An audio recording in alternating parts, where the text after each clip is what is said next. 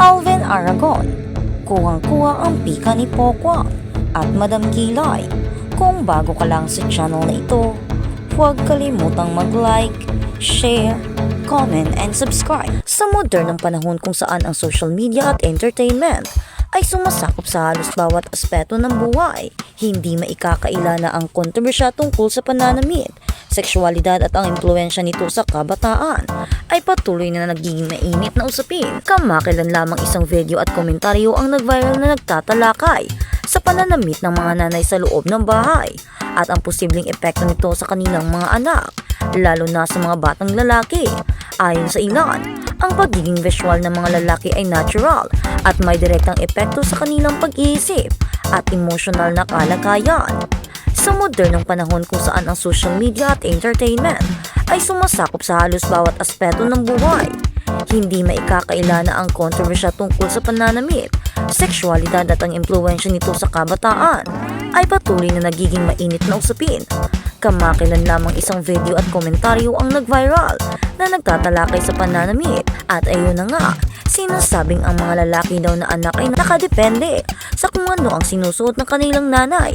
Dito daw lumalabas ang respetong tinatawag nila. Maraming nanay ang nakapansin at nag-react sa pahayag na asyusin mo yung pananamit mo.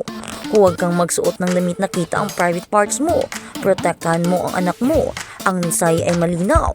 May responsibilidad ang bawat magulang sa paggabay at proteksyon sa moralidad at kabutihan ng kanilang anak.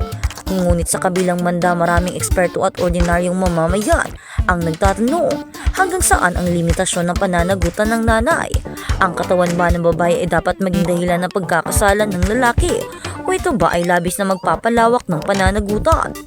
Ayon sa ilang relihiyosong interpretasyon, may mga pahayag na nagsasabing kung ikaw ay magiging dahilan kung bakit magkakasala ang bata, mabuti pang ilagay ka sa lubid na may bato at itapon sa dagat. Ang literal na interpretasyong ito ay marahas at nakakatakot, ngunit pinapakita nito kung paano lumalalim ang moral na responsibilidad sa pananaw ng ilan. Gayunpaman, may ibang pananaw na nagsasabi ang bawat bata ay may sariling pananaw at responsibilidad at ang pagnanasa o imahinasyon ay natural na bahagi ng pagiging tao. Isang malaking bahagi ng diskurso ay ang epekto ng media at entertainment sa moralidad.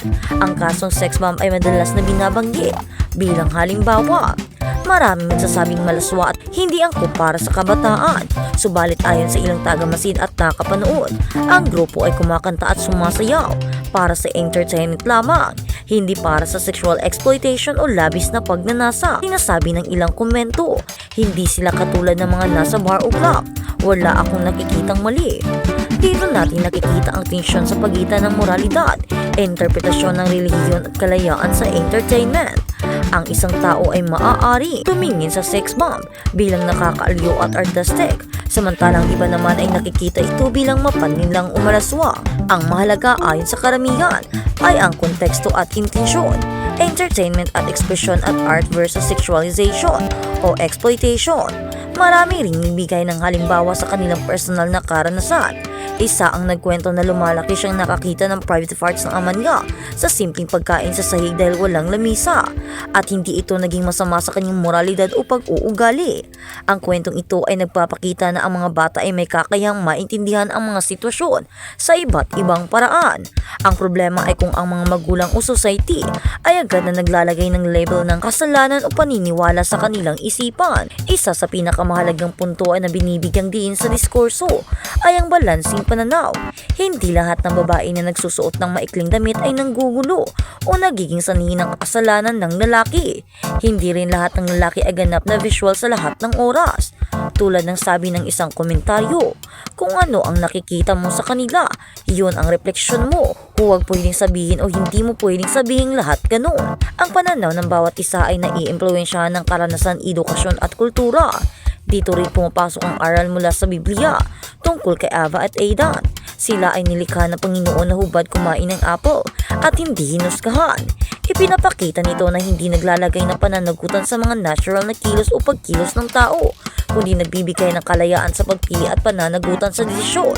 Sa simpleng salita, ang moralidad ay nakasalalay sa kilos ng tao, hindi sa damit o itsura ng iba.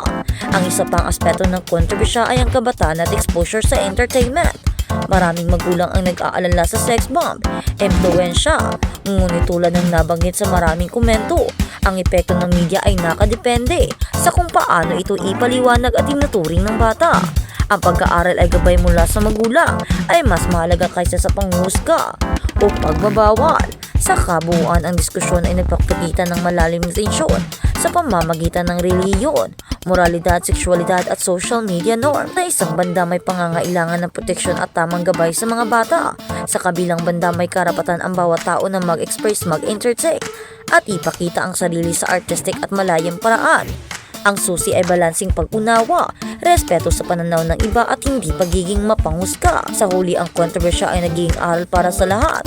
Ang moralidad at pananagutan ay nakasalalay sa kilos at pagpili ng tao, hindi sa itsura o pananamit ng iba. Ang entertainment ay maaaring artistic at innocent at hindi automatikong mapannilang o malaswa. Ang kabataan ay dapat gabayan, hindi takutin o husgahan. Ang respeto sa opinyon at pananaw ng iba ay mahalaga sa isang balansing lipunan. Sa mundo na puno ng social media at mabilis na panghusga, mahalaga ang kritikal na pag-iisip at bukas na puso. Ang sex bomb at mga diskusyon tungkol sa pananamit ng nanay ay nagpapakita lamang ng natural na tensyon sa pagitan ng moralidad, kultura at personal freedom. Sa halip na husgahan, agad na mas mainam na unawain ang konteksto at intent, at higit sa lahat kilalanin ang karapatan ng bawat isa na mamuhay ng may dignity, respeto at kalayaan. Sa pagtatapos ng kontrobersya ay hindi lamang usapin ng kasalanan o kabutihan. Ito ay sumasalamin o salamin sa lipunan, kung paano natin tinitingnan ang moralidad, kung paano natin hinuhubog ang kabataan, at kung paano natin nauunawaan ang sining at entertainment. Ang tunay na hamon ay matutunan ng balanse, moralidad na may compassion, freedom na may responsibilidad at pag-iingat at hindi nagiging panghusga, at higit sa lahat hindi kasalanan ng sex bomb kung ano man ang nakikita ng inyong anak sa social media. Kulang lang iyon sa inyong pangaral, sa inyong mga atensyon at tuturo ng tamang panguugali at mga dapat lamang gawin. Kaya naman, nasa inyo pa rin mga magulang ang desisyon kung paano nyo ipinapalaki ang inyong anak at hindi iyon kasalanan. Dahil ang ginagawa ng sex bomb ay trabaho lamang. At sa iyo, Argon, kasalanan mo na rin yan.